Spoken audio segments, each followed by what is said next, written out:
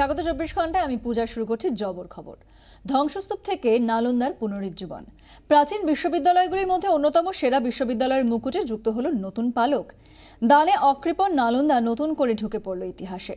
স্বীকৃতি মিলেছে ইউনেস্কোর। ওয়ার্ল্ড হেরিটেজ সাইটের মর্যাদা পেয়েছে গৌরবের নালন্দা।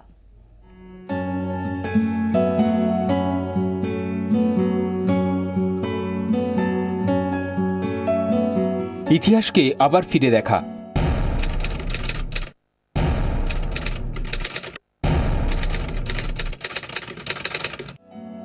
এই নামের সঙ্গেই জুড়ে যায় চীনা তীর্থযাত্রী সন্ন্যাসী হিউয়েনসাংয়ের নাম।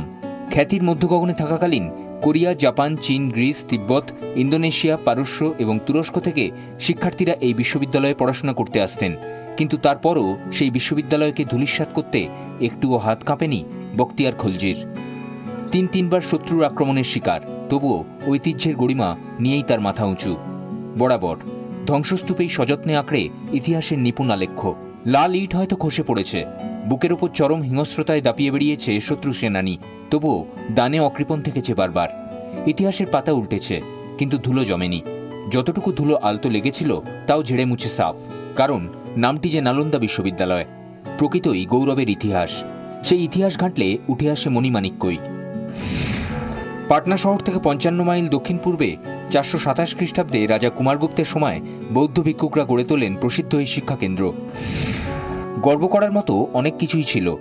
ছাত্র হল, শ্রেণীকক্ষ, নয়নাভিরাম খাল এবং আরও অনেক কিছু। 2000 শিক্ষক এবং 10,000-এর মতো ছাত্র। মূলত বৌদ্ধ ধর্মের গবেষণা ও ধর্মচর্চার জন্য গড়ে উঠলেও ওখানে পড়ানো হতো হিন্দু দর্শন, বেদ, ধর্মতত্ত্ব, যুক্তিবিদ্যা, ব্যাকরণ, ভাষাতত্ত্ব, চিকিৎসা বিজ্ঞান ও বিজ্ঞানের আরও বেশ কয়েকটি বিষয়। গৌরবের ইতিহাস, গর্ব করার মতো অনেক কিছুই, তবুও সে গৌরব ক্ষণস্থায়ী। 455 থেকে 467 খ্রিস্টাব্দে স্কন্দগুপ্তের সময় মিহিরাকুলার নেতৃত্বে মধ্য এশিয়ার যুদ্ধবাজ হুনরা আক্রমণ করে। বৌদ্ধ বিদ্বেষী হুনরা নির্মমভাবে হত্যা করে ধর্মগুরু এবং বৌদ্ধ ছাত্রদের। স্কন্দগুপ্ত একে পুনর্গঠন করেন। প্রায় 1.5 শতাব্দী পর ফের ধ্বংসের মুখে। এবার বাংলার গৌড়ের রাজা শশাঙ্ক। রাজা হর্ষবর্ধনের সঙ্গে তাঁর বিরোধ ও ধর্মবিশ্বাস এই ধ্বংসযজ্ঞে প্রভাব ফেলে।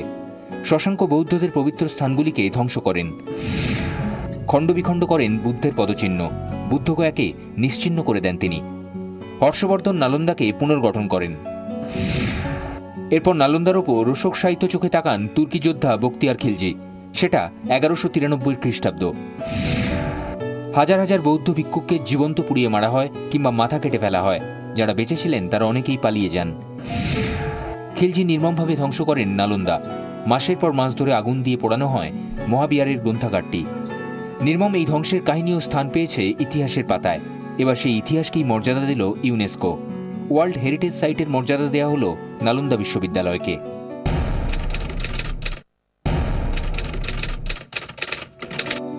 2006 ভারত, চীন, সিঙ্গাপুর, জাপান আরও কয়েকটি দেশ যৌথভাবে এই সুপ্রাচীন বিশ্ববিদ্যালয়টির পুনরুজ্জীবনের প্রকল্প গ্রহণ করেন। নতুন বিশ্ববিদ্যালয়ের নাম হবে। ফের কি ভিড় জমাবে দেশ বিদেশের মেধা? সেই ইতিহাসেরই অপেক্ষায় নালন্দা, সেই বাস্তবের অপেক্ষায়। ব্যুরো রিপোর্ট, 24 ঘন্টা।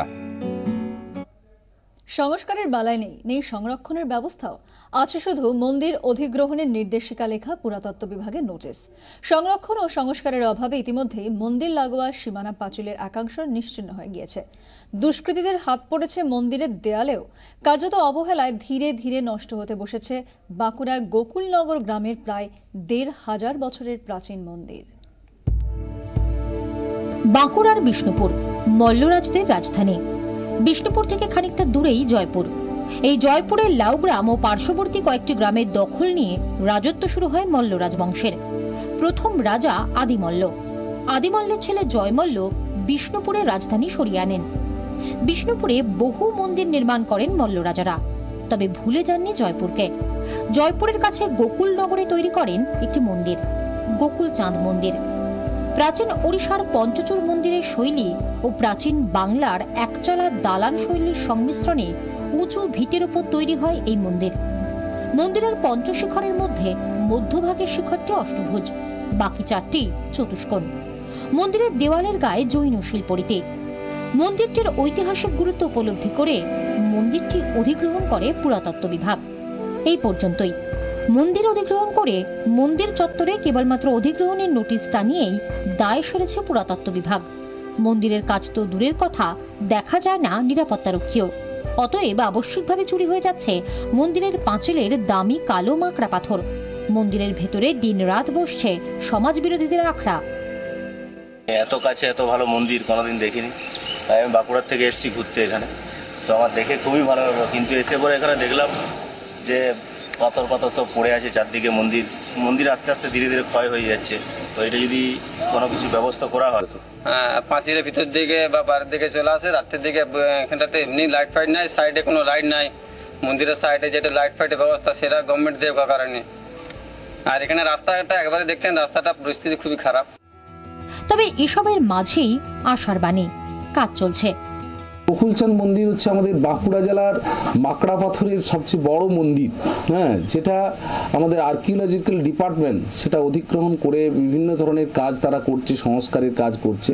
সেই সংস্কারের কাজটা কমপ্লিট হলেই আরও সুন্দরভাবে মানুষের কাছে সেটাকে আমরা খুলে দিতে পারবো। কাজ চলছে, ভালো কথা, কিন্তু শেষ হবে কবে? উত্তরটা সঠিক জানা নেই কারোরই। তবে এটা ঠিক, বাঁকুড়ার এই মন্দির শুধু ইতিহাসের প্রামাণ্য দলিল নয়, বর্তমানের পর্যটকদের কাছেও বড় আকর্ষণের। ব্যুরো রিপোর্ট, 24 ঘন্টা।